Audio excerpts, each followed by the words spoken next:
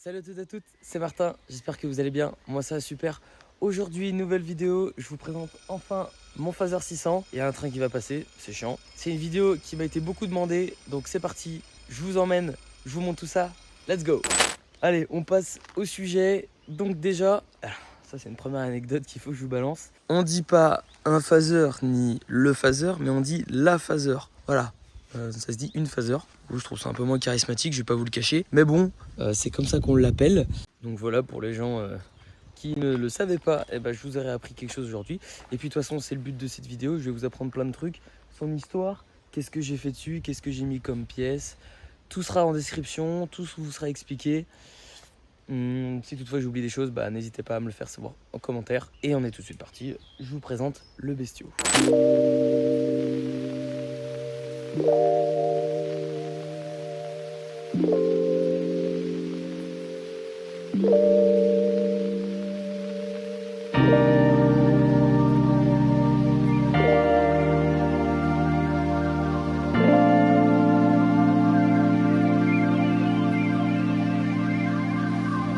Pour ceux qui n'ont pas vu la transformation, il y a plusieurs épisodes qui sont sortis tout simplement sur la chaîne. De A à Z, on voit la transformation. Il y a quelques petits trucs que j'ai changés. Ceux qui ont vu les vidéos le remarqueront.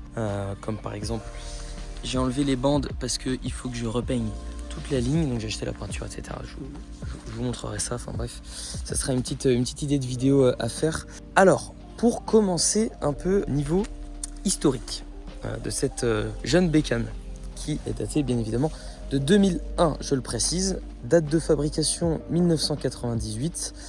Et en fait ce modèle là, donc il a eu la particularité d'avoir 2 litres en fait d'essence en plus dans le réservoir.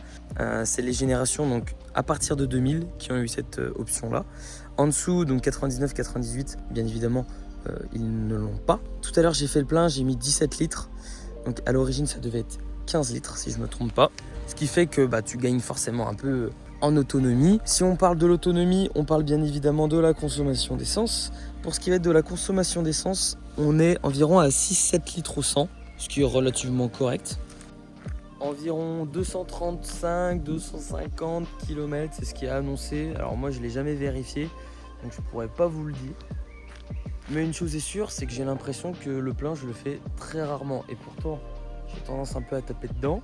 Vous le verrez dans le vlog juste après la présentation. Voilà, souvent on se lâche un peu sur l'accélérateur, alors c'est pas non plus un foudre de guerre, même si ça marche correctement, faut pas l'oublier. De toute façon au niveau des caractéristiques moteurs, je vais y revenir juste après. D'ailleurs en parlant du moteur, cette jeune Phaser 600 a été l'héritière du moteur de la Thundercat de 1999. Passé les 4000, c'est le moteur qui s'envole littéralement.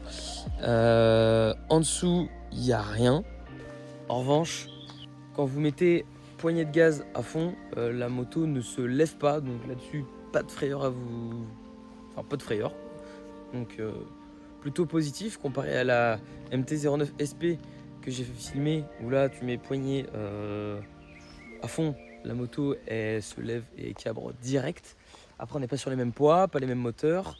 Donc pas trop comparable. Mais ce qui est bien, c'est que celle-là, déjà 0 à 100 en 3 secondes 5. 3 secondes 5 pour un 0 à 100, c'est relativement correct. Vu qu'elle se lève pas, il va y avoir encore un train, c'est chiant. Vu qu'elle se lève pas, départ arrêté plutôt intéressant pour le coup. Le problème du 4 cylindres, c'est que bien évidemment ça prend du temps et c'est en haut régime que ça fonctionne. Après, je trouve que la première vitesse est assez courte, on monte environ jusqu'à 60-65 à revérifier, mais je trouve que ça tracte et ça tire quand même sur les bras, on va pas se le cacher. De toute façon, ça fait quand même 95 chevaux. D'ailleurs, en plus, c'est une moto qui est bridable en A2 et qui fait 34 chevaux bridés. Et là, par contre, c'est pas intéressant. Apparemment, et je vous le confirme, c'est très très mou quand c'est bridé. Alors, c'est bien pour se faire la main, mais c'est limite un peu dangereux, je vais pas vous le cacher. Par contre en full ça marche très très bien parce que moi je l'ai acheté en full, mais du coup j'ai dû la brider parce que je suis un jeune permis, ce qui est logique. Brider à 2 c'est un veau. Débrider à 2 c'est mieux, c'est l'équivalent de la version bridée si vous voulez, quand on est deux sur la bécane, pour vous donner à peu près une idée. Donc si toutefois vous avez l'occasion d'essayer un phaser débridé, mais que vous transportez quelqu'un, voilà ce que ça fait quand le phaser est bridé. Et d'ailleurs au niveau des brides, ça se passe au niveau des boisseaux, au niveau de la carburation tout simplement. Pour ceux qui veulent savoir, et un kit de débridage un kit de débridage ou de bridage, ça coûte environ 200 € d'occasion. Il faut faire attention parce que certains peuvent être usés. Voilà pour la petite partie moteur. Si au niveau du couple, je vous l'ai dit précédemment, ça tracte quand même super bien. Je trouve que c'est une bonne première moto pour se faire la main. C'est une moto qui est vachement polyvalente. Voilà, vous allez pouvoir faire un peu tout ce que vous voulez avec. Son seul bémol, c'est qu'elle est lourde. Mais ça, à l'époque, on n'y prêtait pas forcément attention. On est sur plus de 200 kg la bécane. Et quand on est petit, comme moi,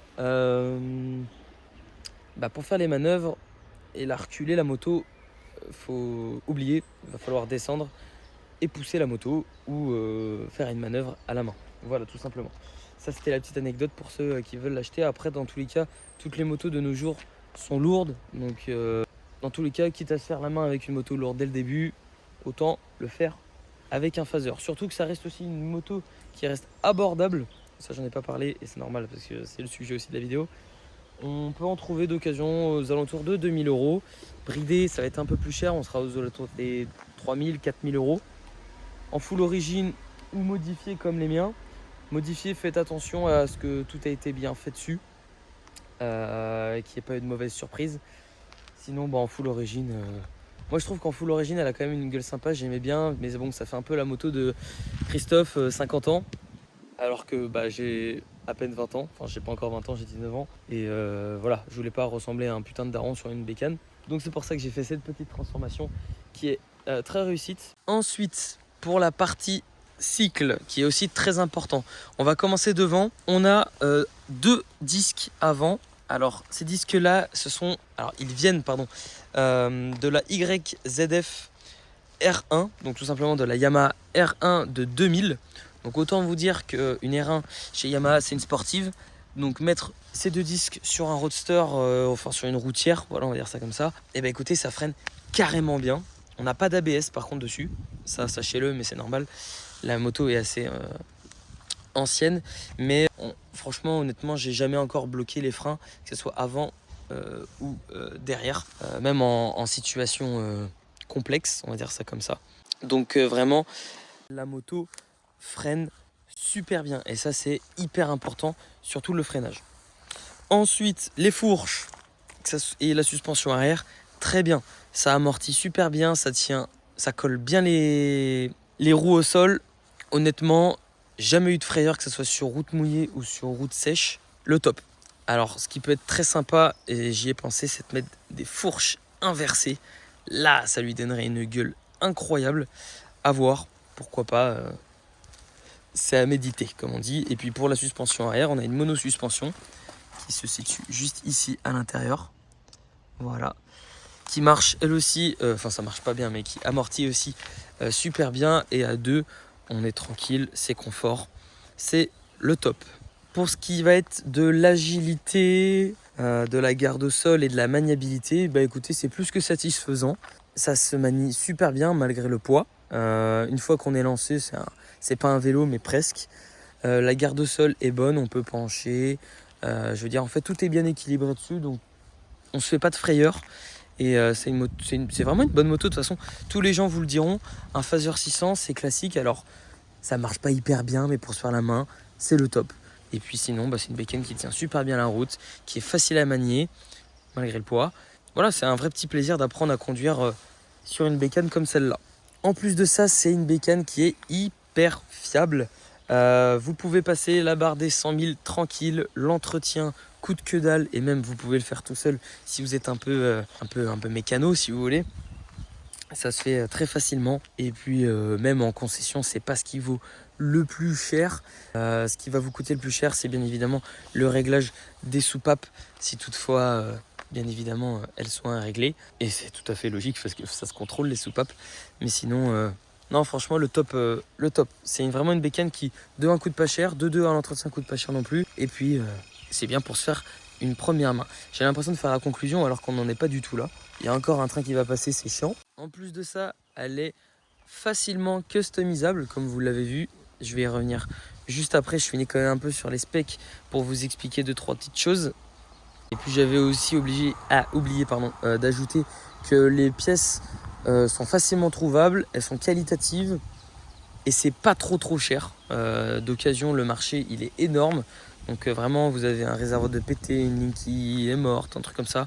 Vous pouvez facilement trouver tout ce que vous voulez sur internet ou sur les sites, sur les sites d'occasion ou de neuf. Voilà. Je voulais juste revenir au moteur. J'avais oublié de le préciser, la boîte de vitesse. Là-dessus, il y a un petit problème. Il y a un petit problème de fiabilité. C'est le seul défaut vraiment de cette moto.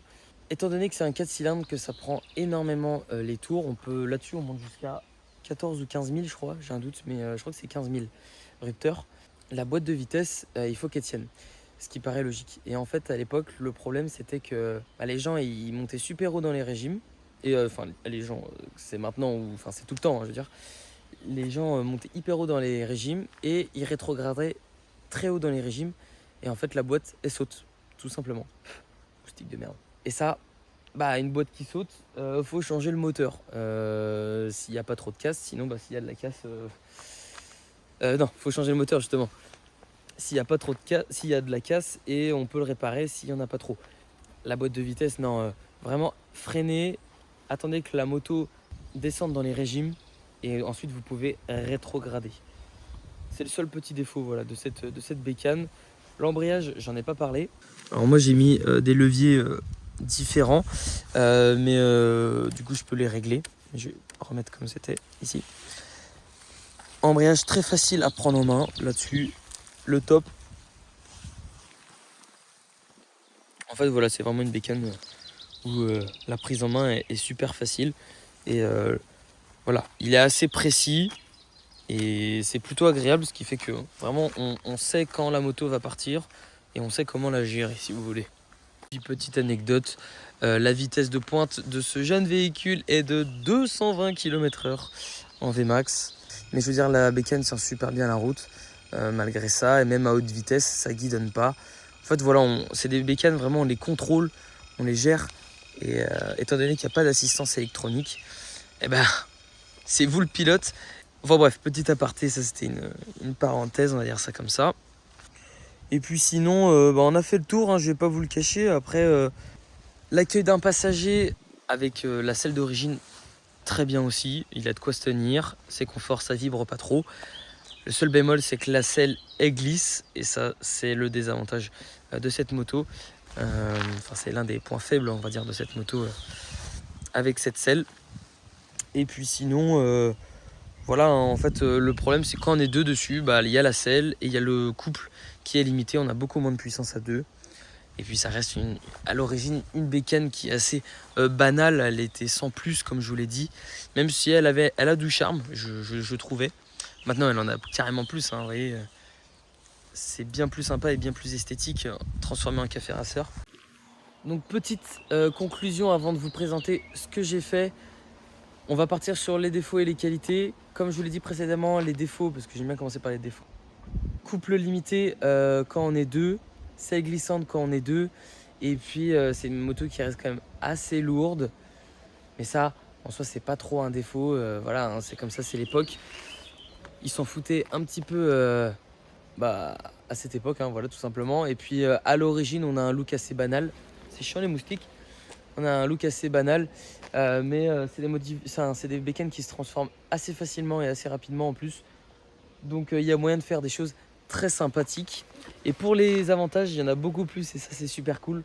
On a une vraie routière polyvalente, c'est-à-dire qu'on va pouvoir faire de la ville, de la route, sans problème, sans galère. Ça consomme quasiment pas. On a du couple, on a de la puissance quand même, surtout débridé. Ça tient bien la route, c'est léger, c'est maniable, c'est pas forcément léger. Quand on la conduit, c'est léger, mais à même le sol, en la manœuvrant, c'est lourd. Voilà, mais ça, je vous l'ai déjà dit. C'est une bécane, les pièces sont facilement trouvables, que ce soit d'occasion ou en neuf, et ça reste encore abordable. L'entretien est pas cher, c'est fiable. Enfin, merde, pour une première bécane, et en plus d'occasion, ça vaut pas si cher que ça, foncez si vous voulez. Alors faites attention, bien évidemment, il faut que le carnet d'entretien ait toujours été tenu et que les entretiens aient été faits en temps et en heure, quoi, si vous voulez. Comme première bécane, top, quoi, si vous voulez. Faut juste la modifier, c'est ça le problème. Mais rapport qualité-prix, entretien, fiabilité, waouh, il y a tout ce qu'il faut. Donc j'espère que voilà mes petits conseils, mes petites appréciations et mon avis en fait tout simplement vous aura aidé à choisir ou pas cette moto. Maintenant on va passer à ce que j'ai fait dessus et on est tout de suite parti. Commencer par la tête de fourche, donc en bas j'ai rien touché. Pour ceux qui me demandent ce que c'est mes pneus, donc la taille c'est du 170 ZR 17, c'est des jantes 17 pouces et ce sont des Michelin Pilot Road 3. En tout cas c'est des pneus mi-saison, été comme hiver, et qui font très bien le taf sous la pluie parce que comme vous le voyez il y a beaucoup de rayures, ce qui fait que l'eau s'évacue très bien. Feu Amazon, donc la majorité des pièces ont été achetées sur Amazon. Alors oui, j'ai pas mis des pièces qui valaient cher, mais j'ai pas non plus le budget et l'équipe. Voilà, en tout cas pour ceux qui me font les réflexions. Donc on a un feu qui se monte à la base sur des Harley ou des Jeep. Ça éclaire super bien. Les designs sont beaux, regardez, je vais vous l'allumer. Voilà, donc là on est en feu de croisement. Donc ça éclaire super bien. Le plein phare en haut et en bas, ça marche super bien. Petit clignot classique, simple. Voilà. Une tête de fourche aussi, une bulle de protection avant, classique, simple aussi. Celle-là, elle a été achetée sur AliExpress. On a des petits Komodo Phaser 600 achetés aussi sur Amazon, de mémoire. Ouais, Amazon. Réglable. Et quand en cas de chute, hop, qui se replie, donc ça vous évite de repayer à chaque fois des Komodo, des leviers, des rétroviseurs en bout de guidon qui font très bien le taf, on se voit super bien dedans et on voit bien derrière. Un compteur Cosso, donc lui aussi il est top, je vais vous le montrer. Donc l'heure, bon j'ai jamais réussi. On a le kilométrage, donc vous voyez moi j'ai 66 000, quasiment 67 000. Ici on a le compte tour que j'ai pas encore réussi à faire fonctionner, il faut que je regarde. Le compteur, l'heure, le niveau du voltage de votre batterie, le niveau d'essence aussi. Et puis voilà, puis après il y a plein de petites fonctionnalités en plus. Voilà mon trip A, donc trip B. Le total des trips je crois, mes heures de conduite, ça je sais pas ce que c'est, je crois que c'est ma vitesse max, ouais je crois que c'est la vitesse max que j'ai fait. Alors moi j'avais tapé 200 à l'époque comme je vous l'ai dit avant sur l'ancien compteur, ici j'ai tapé 193, donc ça c'est plutôt cool, je savais pas. Ma vitesse moyenne et voilà.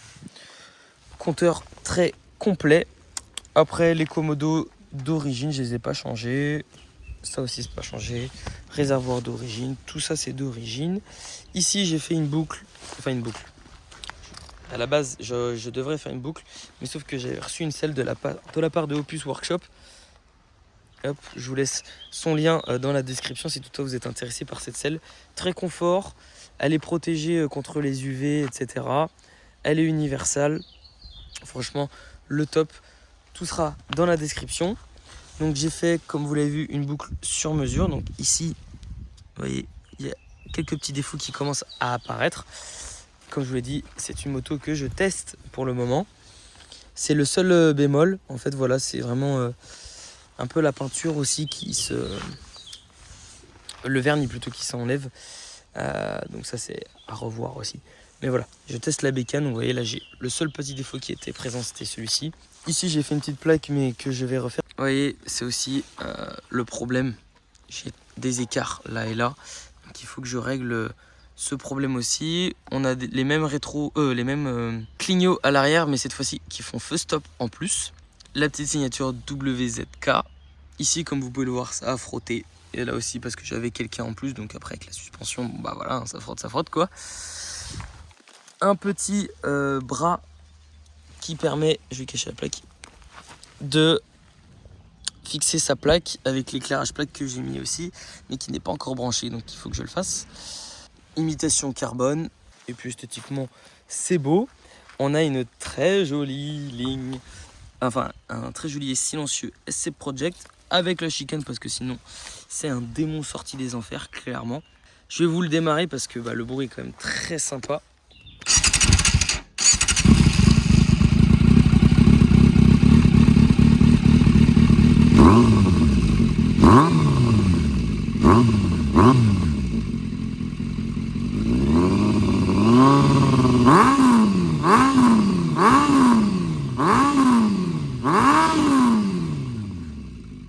Le top là-dessus, c'est que la ligne d'origine que vous voyez là, bon là elle est un peu abîmée, et bien en fait il n'y a pas de catalyseur, il n'y a rien de tout ça, donc en fait vous avez juste à enlever le silencieux d'origine et vous êtes en libre en fait. Voilà, donc il y a juste à ajouter ce petit adaptateur que je vous mets aussi dans la description et la cartouche que vous souhaitez, enfin le silencieux que vous souhaitez, bien évidemment adapté au diamètre de sortie. Petit problème, c'est que du coup, en tout cas avec cette cartouche, la patte de fixation elle passe plus. Donc là, il va falloir que je fasse un truc sur mesure ou que je décale. Je sais pas trop comment je vais me débrouiller encore. Mais bon, une chose est sûre, la ligne, elle a de la gueule. Ça, c'est magnifique. Et donc voilà pour les modifications que j'ai pu apporter dessus. Je pense qu'on a fait le tour. Je vous ai tout dit par rapport à cette très belle bécane. Enfin, j'attends bien évidemment en commentaire vos retours. Je trouve qu'elle est quand même assez bien réussie. Et en plus de ça, elle n'est pas finie. Donc, le meilleur est à venir, comme on dit. J'espère que vous avez kiffé la vidéo. On est parti pour un petit motovlog dans quelques instants. Je vous emmène sur la GoPro. Et puis, on va tester tout ça. On est tout de suite parti. Let's go! Nous voilà à bord de la moto, hein, tout simplement. Je l'avais pas vu, j'ai cru que j'allais me le prendre, clairement. Son clignotant, il est bancal. Hein. Par contre, j'adore sa moto.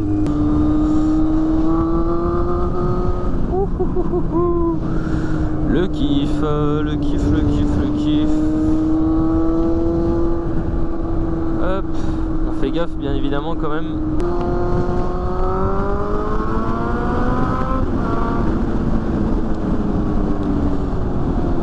Quand même très satisfaisant, on va pas se le cacher. Ça braille, ça hurle, c'est un plaisir. Ah là là là là là là.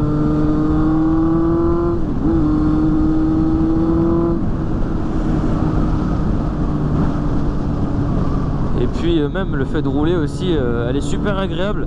À la base c'est quand même une routière. Donc c'est vrai que c'est plaisant de rouler sur une bécane comme ça. Et malgré le fait que je l'ai modifiée hein, tout simplement, elle reste toujours aussi agréable. Et ça grâce à une selle confort qui, je le rappelle, m'a été gentiment envoyée par Opus Workshop. Donc vraiment, je vous confirme, c'est agréable de poser ses fesses dessus. Et esthétiquement, elle est très belle. De toute façon, je vais vous faire un petit tour du véhicule en roulant, comment il se comporte, etc. Donc ouais, voilà, comme je vous le disais, ça freine super bien. Sauf du frein arrière, je trouve que c'est limite, je vais pas vous le cacher. Le ratio 70-30, il est bon. Bon.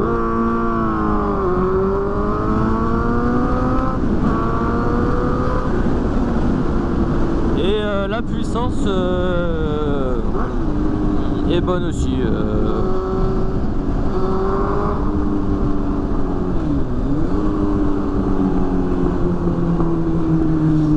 C'est un plaisir. Bref, au prix de l'essence, on va se calmer sur l'accélérateur. Donc ouais, le 70-30, pardon, excusez-moi, le rapport est vraiment là. Devant, ça pile super fort. pas de quoi faire un stoppie, mais quand même, pour ce qui va être de la position de conduite, alors bon, moi c'est modifié donc c'est différent, mais à l'origine, et je m'en souviens, c'était très agréable, très confortable. La bulle devant permettait vraiment de bien protéger du vent. C'est moi qui ai klaxonné? Bon bref. Du vent, la position de conduite était agréable, on était bien droit, bien... Franchement top, voilà. Il n'y a pas besoin de dialoguer plus en soi.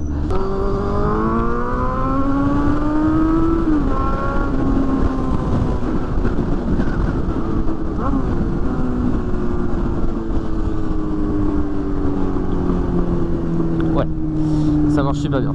C'est vraiment un kiff quand même, mais bref. La tenue de route, donc je vous l'ai dit, la moto elle est précise, on sait où elle va, on sait où on l'amène. Du coup c'est quand même vachement agréable. Ça guidonne pas, ça vibre pas trop, malgré le fait que l'amortisseur de couple, comme je l'ai dit précédemment, ne soit pas là, enfin présent. Alors c'est vrai que je vous en ai pas parlé aussi, les suspensions et l'amortisseur arrière. Et bah écoutez, très surpris, mais ça amortit super bien. Après j'ai pas non plus beaucoup d'expérience avec beaucoup de motos, mais voilà, c'est pas raide, c'est pas trop mou, c'est juste ce qu'il faut. Vous voyez là je suis à 50, je ressens très peu les différents défauts en fait de la route aussi. Et puis la moto est vraiment bien scotchée au sol, donc c'est vrai que c'est plutôt agréable si vous voulez. Ah, on a une très jolie BM devant. J'ai un doute à chaque fois sur ce modèle là. Bon là on a 4 sorties d'échappement, donc je pense qu'on est sur une petite préparation motorsport.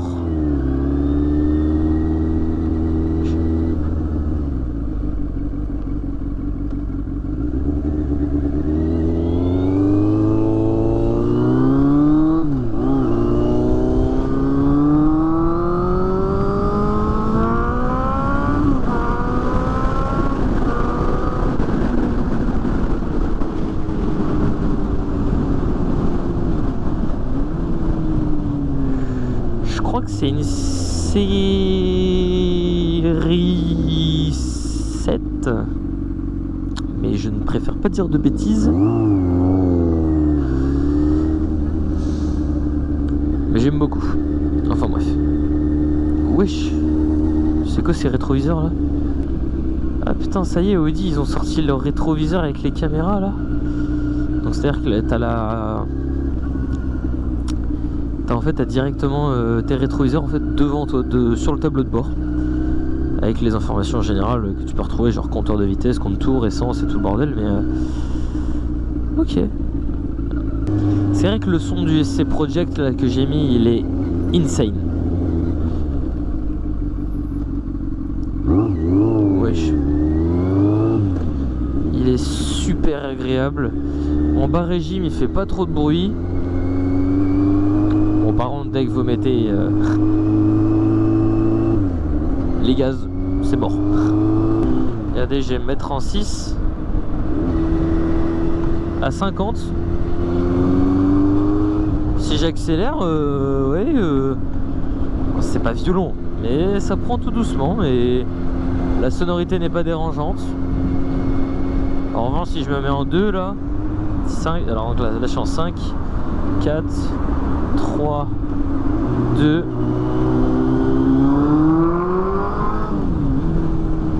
Ouais, bon là ça part tout de suite, ce qui est logique.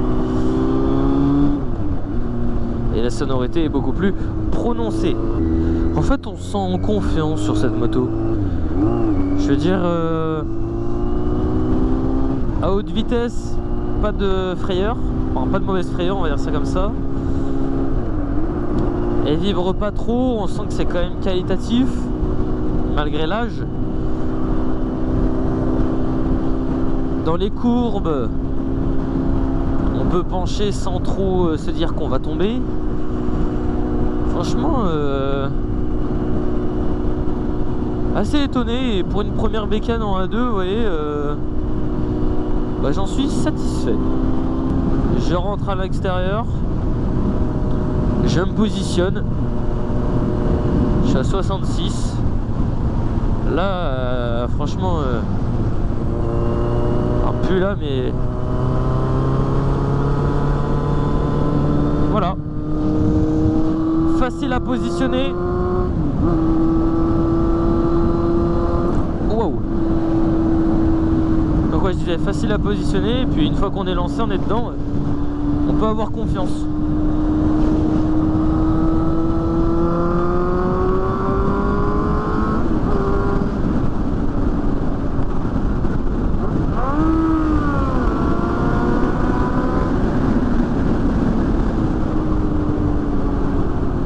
Ça normalement j'ai pas trop drôle de le faire.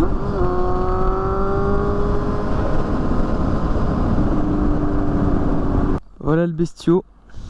Bon, je vous l'ai déjà montré en dernière vidéo. Je vous l'ai déjà montré en début de vidéo.